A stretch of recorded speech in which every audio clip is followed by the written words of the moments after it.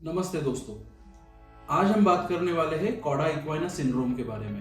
Coda इक्वाना syndrome ये हर spine surgeon के लिए एक इमरजेंसी सिचुएशन होती है। तो आज देखेंगे कि कॉडा इक्वाना सिंड्रोम होता क्या है, इसके ये क्यों होता है, इसको डायग्नोस कैसे किया जाता है और इस पे ट्रीटमेंट क्या होती है। मैं हूँ डॉक्टर ईशान नेरकर, मैं ब्रेन और स्पाइन सर्जन हूँ।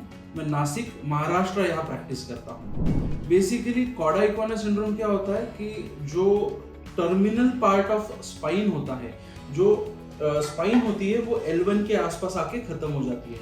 उसके नीचे जो होती है वो सारी नसें फ्लो होती है।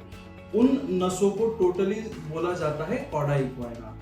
अगर कोई भी रीजन की वजह से इन एक से ज्यादा नसों पे अगर प्रेशर आता है और उसका डिसफंक्शन अगर होता है तो उसे बोलते हैं कॉडा इक्वाना सिंड्रोम। कॉमनेस्ट कॉज जो है कॉडा इक्वाना सिंड्रोम का वो होता है हर्निएटेड डिस्क यानी स्लिप डिस्क। अगर आपकी डिस्क काफी बड़ी हो और वो मैसिव डिस्क होने की वजह से अगर स्पाइनल कॉर्ड पे प्रेशर दे रही है तो उसके वजह से कॉडा इक्वाना सिंड्रोम हो सकता है।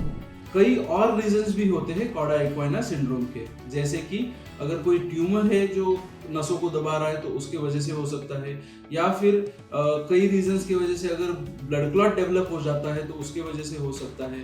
कई पेशेंट्स में ट्रॉमा की वजह से भी कॉडा इक्वाना सिंड्रोम देखने मिलता है। तो कॉडा इक्वाना सिंड्रोम के सिम्टम्स कैसे है, इसको डायग्नोस कैसे करते हैं, ये जानना जरूरी है। अगर कोई भी पेशेंट में रेड फ्लैग साइंस दिखते हैं तो कॉडा इक्वाना सिंड्रोम का सस्पिशन रखना चाहिए। सबसे इंपॉर्टेंट है यूरिनरी कंप्लेंट्स। अगर किसी पेशेंट को रिटेंशन ऑफ यूरिन यानी पेशाब करने में तकलीफ हो रही है, पेशाब बराबर से हो नहीं रही है, बार बार जाना पड़ रहा है, या फिर पेशाब अटक गई है।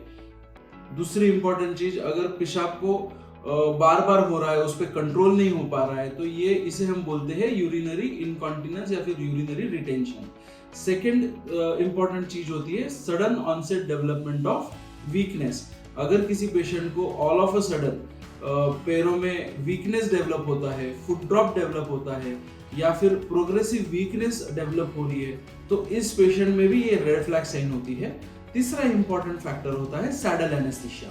सैडल एनेस्थीसिया यानी पुश्तैनी भाग में बेसिकली सेंसेशंस कम हो जाते हैं, पैरों में सेंसेशंस कम हो सकते हैं। चौथा इंपॉर्टेंट फैक्टर होता है सेक्सुअल डिसफंक्शन। तो अगर इन चारों में से कोई सिम्टम अगर है तो हमें कॉडा इक्वाना सिंड्रोम का सस्पिशन रखना चाहिए। ऐसा नहीं है कि लॉन्ग टर्म सिम्टम्स है, ये एक्यूटली डेवलप होने वाली चीजें होती है। अगर आपको ऐसा कुछ होता है तो आपने आपके स्पाइन सर्जन या न्यूरो सर्जन को जरूर मिलना चाहिए।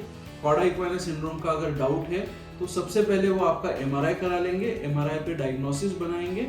और एक चीज समझना जरूरी है कि कॉडा इक्वाना सिंड्रोम ये एक इमरजेंसी है, इसको तुरंत जल्द से जल्द सर्जरी करना जरूरी होता है। मान लीजिए कि अगर आपको कॉडा इक्वाना सिंड्रोम है तो वीकनेस डेवलप होने पे या फिर यूरिनरी रिटेंशन डेवलप होने पे 48 आवर्स के अंदर आपका सर्जरी हो जाना चाहिए। अगर 48 आवर्स के अंदर सर्जरी हो जाता है तो मैक्सिमम पॉसिबल चांस होता है कि आपका जो वीकनेस है, आपका जो यूरिनरी कंप्लेंट्स है, वो रिवर्स बैक हो सकती है।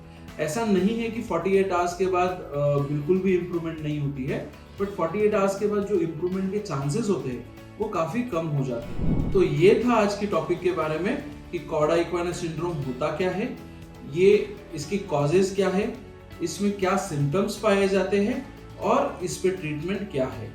अगर आपको स्पाइन रिलेटेड कोई भी जानकारी जाननी हो तो नीचे दिए हुए नंबर्स पे आप मैसेज कर सकते हो या फिर नीचे दिए हुए ईमेल आईडी पे हमें मेल कर सकते हो। धन्यवाद।